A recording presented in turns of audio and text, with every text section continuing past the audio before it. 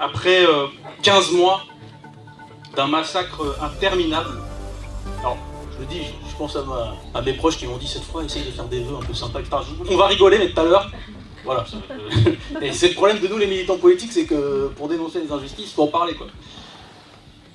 Donc après 15 mois d'un massacre interminable, je veux partager avec vous les sentiments qui m'animent alors que devrait rentrer en vigueur demain, enfin, le cessez-le-feu à Gaza.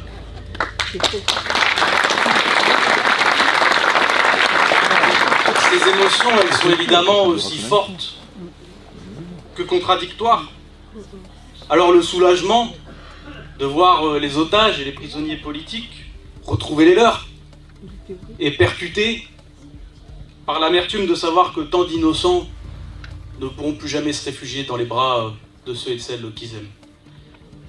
La colère d'avoir vu pendant de longs mois, presque impuissants, les visages de tous ces enfants décimés se mêle elle aussi à l'espoir que ceux qui ont survécu puissent faire perdurer encore un peu leur mémoire, leur récit, leur visage, leur histoire et surtout leur revendication, celle de vivre libérés enfin de l'oppression. Pendant 15 mois, j'ai assumé, j'assume et j'assume encore mon intransigeance, mon refus de toute concession face à l'horreur.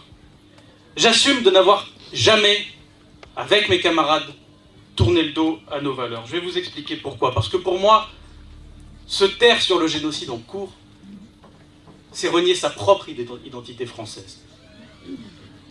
Notre monde est secoué en ce moment par des tremblements, par le conflit entre un Ouest, l'Amérique impérialiste, égoïste, qui ne règne que par la force des armes, et à l'Est, en Chine notamment, où se grave dans le marbre un modèle de contrôle absolu de la société.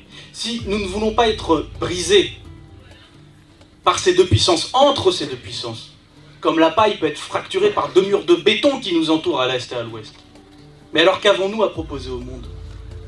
Qu'avons-nous à proposer à notre peuple? Quelle est notre identité? Moi, je réponds que notre identité profonde, celle qui justifie d'être aussi ferme sur nos valeurs, parce que sinon nous disparaissons en tant que pays, c'est d'être la patrie de l'universalisme.